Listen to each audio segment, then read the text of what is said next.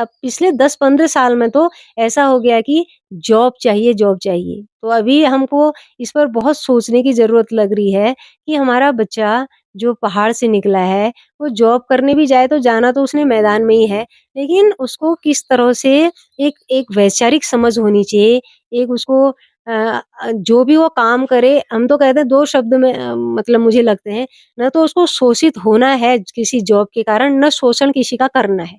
अगर ये समझ उसके अंदर आ जाए और ये नैतिकता उसके अंदर आ जाए, तो उसका जीवन काफ़ी अच्छा बन जाए, करे, कमाए, लेकिन उस कमाने में किसी का अहित ना हो और खुद का स्वयं का भी अहित ना हो। अगर वो एक लड़की है, तो उसका किसी तरह का शोषण नहीं हो। कम से कम ये समझ बच्चे की बन जानी चाहिए।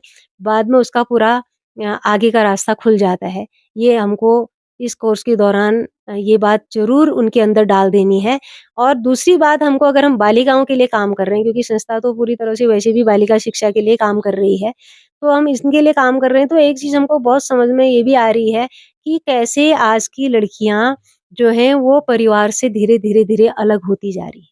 संयुक्त परिवार से वो एकल परिवार में गई, अ, और एकांकी परिवार में गई, अब वो एकल परिवार में जा रही है कि अकेले रहना है, किसी के साथ ज़्यादा समझौता नहीं करना है, कहीं मेरी आज़ादी ख़त्म नहीं होनी है, मैं अकेले भी रह सकती हूँ। ये एक जो विचार गया है अंदर कि केवल थोड़ी आर्थिक मजबूती हो जाए कैसे भी, और फिर अकेले भी जी सकते हैं।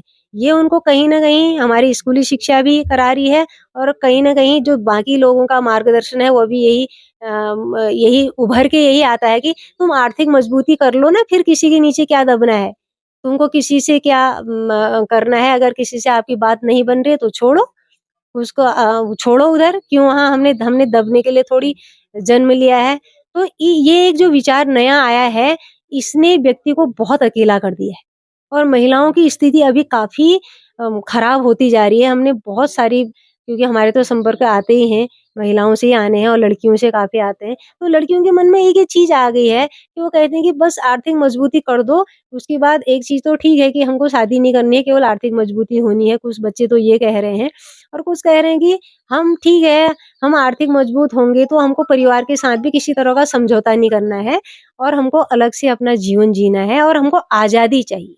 आज़ादी चाहिए, स्वतंत्रता चाहिए। ये जो 2 विचार आए हैं, ये तथाकथित विकास के नाम से, ये बहुत खतरनाक खतरनाक साबित हो रहे हैं विपिन भाई। जी। ये एक समझने लायक बात है, और हम इस कोर्स के दौरान उस बालिका को उसके पूरे स्त्रीत्व के अस्तित्व में भी देखना चाहते हैं।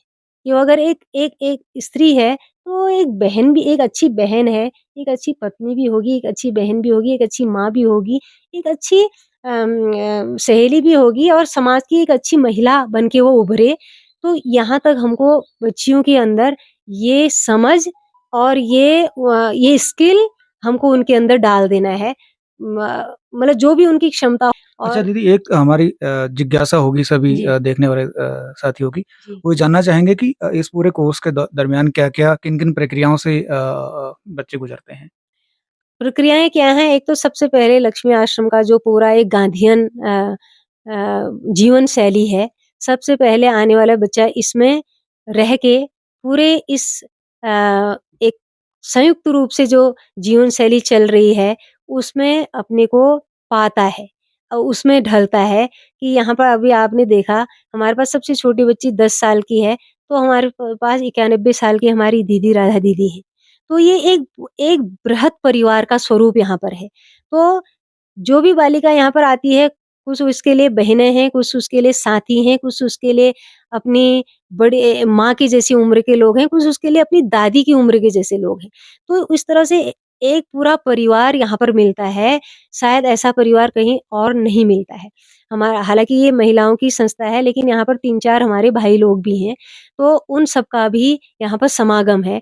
तो एक बच्ची को एक बृहत परिवार मिलता है, और बहुत बार जो परिवारों से विरत हो गए हैं, उनको ये एक अनोखा परिवार यहाँ पर मिल जाता है, जिसमें उनको सब तरह का प्यार मिलता है, सब तरह की मार्गदर्शन मिलता है, और सब तरह की उनकी जो अपेक्षाएँ हैं, जो आकांक्षाएँ हैं, और जो उनको कहना है, उसको कहने का मौका मिलता है। एक बच्ची को खुलने का मौका मिलता है। तो ये प्रक्रिया यहाँ से अगर हम देखें, तो ये हमको सबसे बड़ी बात लगती है कि हम सबके साथ कैसे जी सकते हैं। और दूसरा ये है कि वो यहाँ हमारे पहले से ही जो बच्चियाँ हैं वो जो ऐसे टोलियों में बँट के जिनमें जो अपने नेतृत्व शक्ति को बढ़ा रही हैं, अपनी संगठनात्मक शक्ति को बढ़ा रही हैं, अपने सहकारिता की शक्ति को बढ़ा रही हैं इन टोलियों के माध्यम से, वो इनमें आती हैं वो लड़कियाँ, तो वो उनमें भी वो नेतृत्व का गुण बढ़ता है, उनमें भी वो आपसी एक-दूसरे को सिखाने और सीखने का गुण बढ़ता है और उनमें भी एक संगठनात्मक शक्ति जिसको हम कहते हैं, जीवन को आगे ले जाने वाले या स्वरोज़गार की दिशा में या आत्मनिर्भरता की दिशा में ले जाने वाली हुनर हैं, उन सब हुनरों को हम यहाँ पर उनको सिखाते हैं। तो वो जो कुछ भी घर से सीख के नहीं आती हैं, तो यहाँ पर आके वो एक अच्छी बुनाई करना सीखती हैं और एक अच्छे सिलाई करना सीखती हैं और उसके बाद तो हम उनको कंप्यूटर की भी शिक्षण भी पूरा देते हैं, ताकि उनके जीवन से कोई भी चीज़ अलग ना रहे, पर वो क्या करना है उसको उसको छाँट लें कि सबसे ज़्यादा महत्वपूर्ण क्या है। तो इसलिए हम उनको संगीत भी सिखाते हैं कि संगीत जीवन का कितना बड़ा भाग है। इस साल तो हमने काफ़ी चीज़ें नई-नई भी जोड़ रखी हैं और दूसरा ये है कि हम वैचारिक रूप से उनको मजबूत बनाने के लिए निश्चित रूप से गांधी का विचार हमने इसकी बुनियाद में ले रखा है। क्यों? क्योंकि गांधी का विचार जो है वो उन्होंने जिया है, उन्होंने जो विचार उनके अंदर पैदा हुआ उसको धरती पर जिया है। इसका मतलब है कि वो एक प्रत्यक्ष विचार है जो जो विचार भी आया, जो जिया भी गया और वही विचार मार्गदर्शन कर सकता है जिस विचार को किसी ने जिया होगा। तो वो हमारे सबसे अच्छे मार्गदर्शक हो सकते हैं, मेरे व्यक्तिगत जीवन के लिए भी और मेरे पारिवारिक जीवन के लिए भी और समाज के जीवन के लिए भी। इसलिए हमने गांधी के विचार को साथ में रखा है। यद्यपि हम दूसरे जो विद्वान हैं या दूसरे जो लोग हैं उनके विचार को भी इसमें समाहित करते हैं। विनोबा का विचार डालते हैं या मार्क्स के विचार की भी हम बात करते हैं। लेकिन गांधी का विचार अंततः सबके मूल में गांधी का विचार आता है। तो इसलिए हम गांधी के विचार को अपने नौजवानों के, अपने इस कोर्स में शामिल होने वाले प्रतिभागियों के दर्शन के लिए रखते हैं और उस पर हम बहुत अपनी कक्षाएँ करते हैं, क्लासें चलाते हैं और उस पर चर्चाएँ कराते हैं। और सबसे बड़ी बात है कि गांधी की जो आत्मकथा है सत्य के प्रयोग, तो उनको पढ़ के बच्चियों में काफ़ी फ़र्क आता है कि अगर एक आदमी जो आज पूरी दुनिया में जाना जाता है, पूरी दुनिया में जिसका स्थान है, जबकि जो कुछ नहीं था, जिसकी ना कोई पद था, ना कोई अमीरी थी कुछ भी नहीं था, लेकिन अगर वो आदमी पूरी दुनिया में आज उन लोगों के अंदर भी वो घर कर रहा है, जिन्होंने ना कभी उसको देखा, ना उसको जाना, ना उस देश के हैं वो, तो इसका मतलब है उस आदमी की जो अंदर की कोई ताकत है, जो उसकी नैतिक ताकत है, उस ताकत ने उसको इतना दुनिया भर में खड़ा किया है।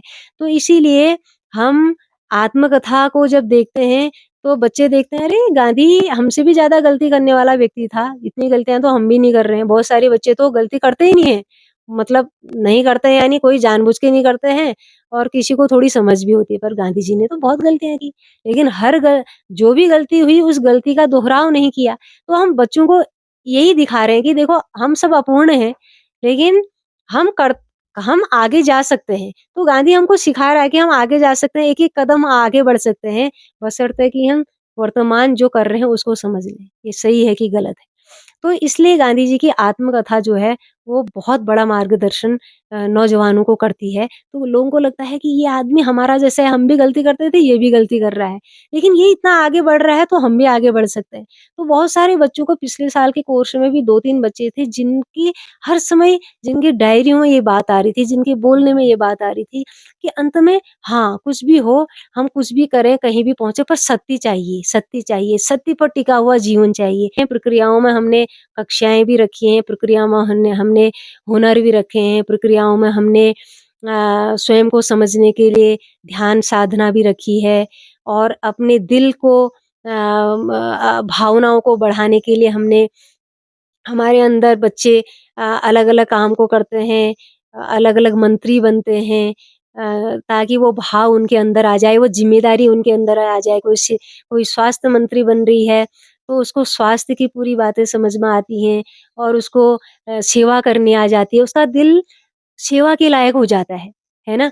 तो इस तरह से कोई मेहमान मंत्री है तो जो जो भी अतिथि आ रहे हैं उनसे कैसे व्यवहार करना है, उनको क्या बताना है, उनको कैसे पूरा कैंपस दिखाना है, कैसे उनको इस कैंपस की जानकारी देनी है, ये विचार और ये कुशलता उसके अंदर आ जाती है। तो हम साधना कोर्स में जो बच्चे होते हैं, उनको भी 1-1 2-2 महीने का ये मौका देते हैं कि वो भी इस ये मंत्रिमंडल जो बच्चों के छात्रावास में विद्यालय में चलता है, तो उसमें वो भी शामिल हों, वो भी बने, तो वो उसको पूरा महसूस करें और उसको फिर महसूस करने के बाद उसकी एक ज़िम्मेदार नागरिक बनने की इस प्रक्रिया को वो भी पूरा कर पाएँ यहाँ। फिर हमारे गाँव में जो अपने काम चल रहे हैं, उन कामों में भी हम उनको ले जाते हैं, आप देखो वहाँ क्या हो रहा है, कौन-सा काम हो रहा है, पानी बचाने का काम हो रहा है, तो इसकी क्या ज़रूरत है उत्तराखंड में?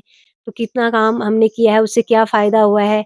क्या वो हमको भी उसकी ज़रूरत लगती है? हमारे अंदर भी वो जाना चाहिए, वो टीस हमारे अंदर भी जानी चाहिए, वो ज़रूरत भी हमारे अंदर जानी चाहिए। ये हम आस-पास के जो भी हैं काम भी उनको दिखाते हैं, कराते हैं और फिर हम हमारे उत्तराखंड में जो भी संस्कृति रही है, जो भी हमारे प्राकृतिक संसाधन रहे हैं, प्राकृतिक विरासत रही है, उस सब की भी जानकारी देना और उससे उनको उनका जोड़ करना, उसका भी हम प्रयास करते हैं। और निश्चित रूप से हम अपनी सर्रा बहन जी और अपनी दीदी की पूरी कहानी बताते हैं कि वो कहाँ से होके कहाँ गए और आज अगर हम 78 साल में इस संस्था को ले आए हैं कि उसका सफ़र पूरा हुआ है, तो उसके पीछे किस तरह महिलाओं की पूरी क्या कहते हैं, ताकत रही है, उनकी मानसिक ताकत, उनकी वैचारिक ताकत और उनके कर्म करने की ताकत प्रत्यक्ष रूप से।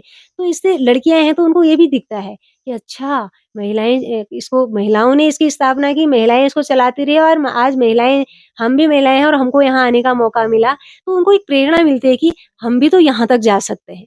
तो इस तरह से अलग-अलग प्रक्रिया के माध्यम से हम एक मजबूत नागरिक एक लड़की एक मजबूत नागरिक बन जाए अपने स्तर पर, अपने लिए और अपने समाज और देश के लिए।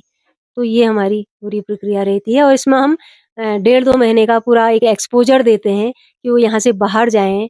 पहले तो घर से आश्रम तक आई, लक्ष्मी आश्रम तक, ये समाज खुला उसका, एक नया उसको द्वार मिला।